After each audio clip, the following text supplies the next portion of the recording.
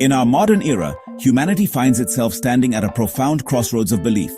On one side, we have billions of people who hold a deep and abiding faith in a higher power, a God who provides meaning, purpose, and a moral compass for their lives. This belief is not a relic of a bygone age. It is a vibrant living force that shapes cultures, inspires art, and guides daily actions across the globe. For these individuals, God is a fundamental reality, as certain as the rising of the sun. Their faith provides comfort in times of sorrow, strength in moments of weakness, and a sense of connection to something far greater than themselves. This perspective sees the universe as a place imbued with intention and divine presence. On the other side of this great divide stand the atheists and agnostics, individuals who find the concept of God unnecessary or unsupported by evidence. They look to science, reason, and empirical observation as the primary tools for understanding the universe. From their viewpoint, the cosmos operates according to natural laws that can be discovered and understood without invoking a supernatural creator. The intricate workings of biology, the vastness of space, and the complexities of human consciousness are seen not as signs of divine handiwork, but as the magnificent results of natural processes unfolding over billions of years. This worldview champions human intellect and our capacity to unravel the mysteries of existence on our own terms. This division between belief and non-belief is one of the defining characteristics of our contemporary world. It fuels debates in public squares, classrooms, and family dinner tables. The conversation is often framed as a conflict, a battle between two irreconcilable worldviews. Believers may see atheism as a hollow, empty philosophy devoid of hope and ultimate meaning. In turn, atheists might view religious faith as an irrational reliance on ancient myths, a hindrance to intellectual progress and a source of conflict throughout history. This chasm seems to grow wider as scientific knowledge expands, creating a tension that challenges us all to examine our most fundamental assumptions about reality. Yet, this perceived conflict might be more complex than it first appears. It is not simply a matter of faith versus reason. Many people of faith also embrace scientific inquiry, seeing it as a way to appreciate the wonders of God's creation more deeply. Similarly, many who do not subscribe to a specific religion still grapple with questions of meaning, ethics, and the profound mystery of existence. The divide, therefore, is not just about what we believe, but about how we find meaning in a world that is both scientifically explainable and deeply mysterious. It is within this complex landscape that the timeless question, "Who is God?" continues to resonate with such powerful and enduring force for all of humanity. Many people today turn to the idea of God as a source of personal happiness and fulfillment. They seek comfort, solace, and a sense of security in a world that often feels chaotic and unpredictable. The belief in a benevolent, watchful deity can be a powerful psychological anchor, offering reassurance that we are not alone in our struggles. This pursuit is entirely human and understandable. We all desire happiness, and for many, the path to that happiness is paved with faith, prayer, and a sense of divine connection. God becomes a personal confidant, a source of strength, and a promise of ultimate justice and peace, which can bring immense emotional relief and a positive outlook on life. However, this pursuit of happiness through God often remains on the surface. People may embrace the comforting aspects of religion without delving into the deeper, more challenging questions about the nature of the divine. They may use God as a tool for personal well-being, a spiritual utility to be called upon in times of need, rather than engaging in a rigorous quest for understanding. This can lead to a faith that is wide, but not deep.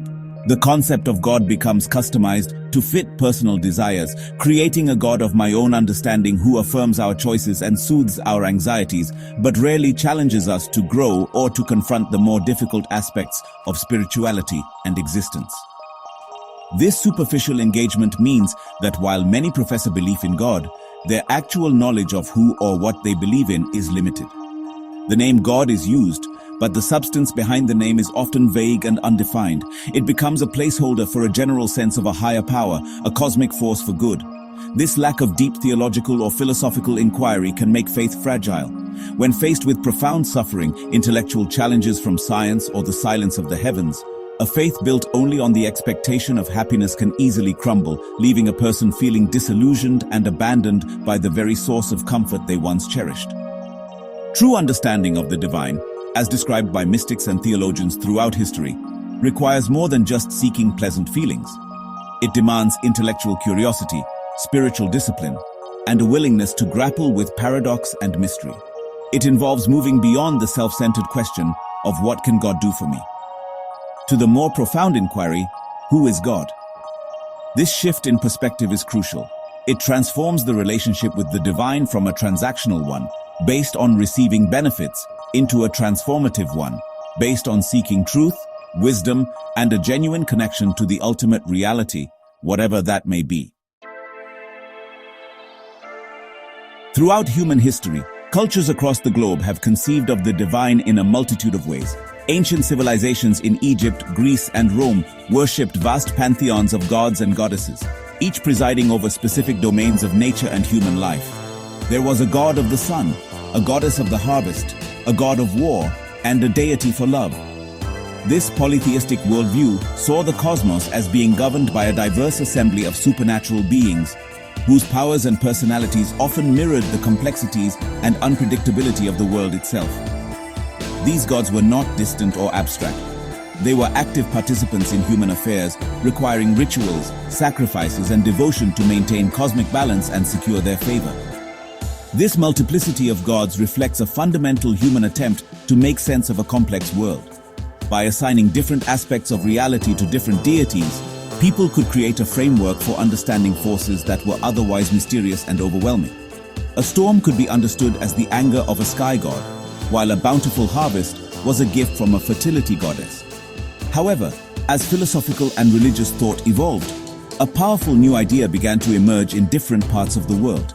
Thinkers and prophets started to question whether the universe was truly governed by a committee of competing deities. They began to wonder if, behind the many faces of the divine, there might be a single, ultimate source of all things. The move towards monotheism, the belief in one God, was a revolutionary step in human consciousness. This idea, most prominently developed in Judaism and later inherited by Christianity and Islam, proposed that there is only one singular, all-powerful creator. This God was not just one deity among many, but was the fundamental reality, the ground of all being. This concept radically simplified the divine landscape. It suggested that all the different forces of nature, the sun, the rain, the wind, and the sea, were not independent powers, but were all manifestations of a single unified will.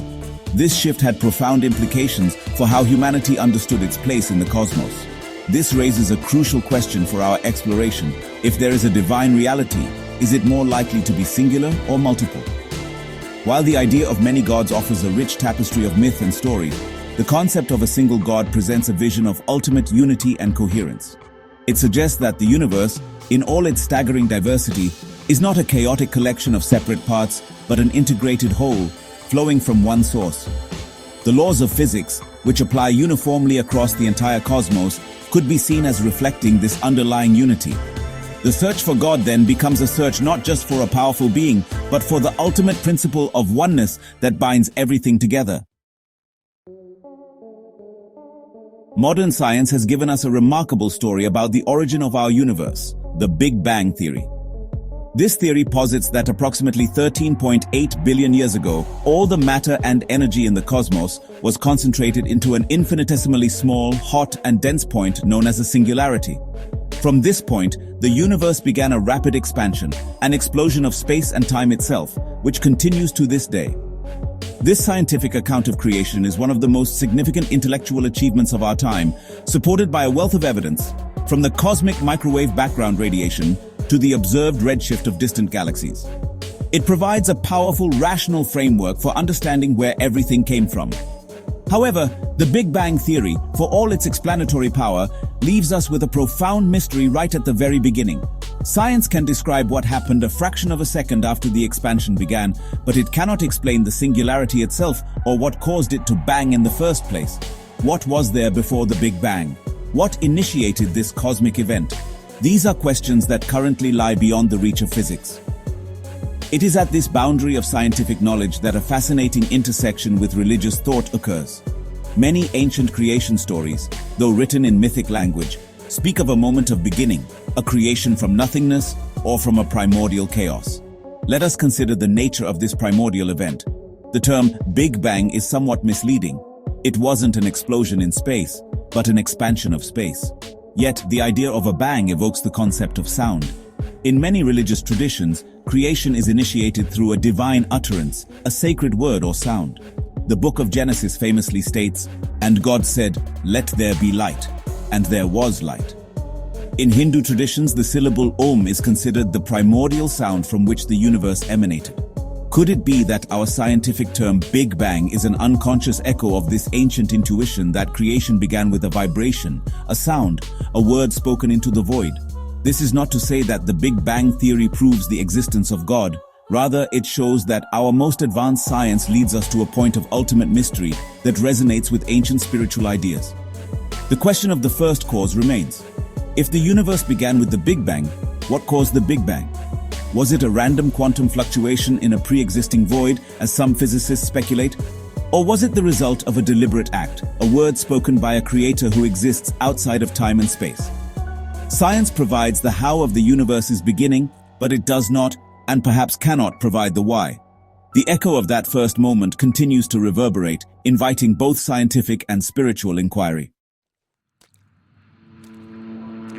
The Bible, a foundational text for billions of people, offers a complex and evolving portrait of God. A central theme throughout its pages is the idea that God is fundamentally invisible and transcendent, beyond the full grasp of human comprehension. In the book of Exodus, when Moses asks to see God's glory, he is told, "You cannot see my face, for no one may see me and live." This powerful statement establishes a core principle. The divine essence is not something that can be perceived directly by our physical senses. God is not an object within the universe to be observed like a star or a mountain. Instead, God is the unseen reality that underpins the entire universe. Despite this emphasis on God's invisibility, the Bible also asserts that the Creator's qualities can be perceived indirectly through the world He has made. The Apostle Paul, in his letter to the Romans, writes, "For since the creation of the world, God's invisible qualities, His eternal power and divine nature, have been clearly seen, being understood from what has been made." This suggests a twofold reality.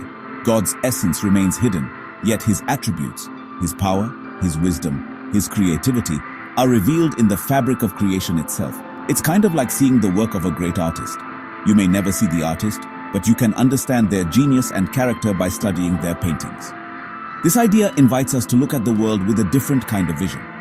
It suggests that nature is not just a collection of physical objects and processes, but also a form of divine communication, a testament to its maker. The vastness of the cosmos speaks of God's immense power. The intricate design of a snowflake or the complex ecosystem of a rainforest reveals a profound intelligence and creativity. The moral law written on the human heart, the innate sense of right and wrong, points to a divine nature that is good and just.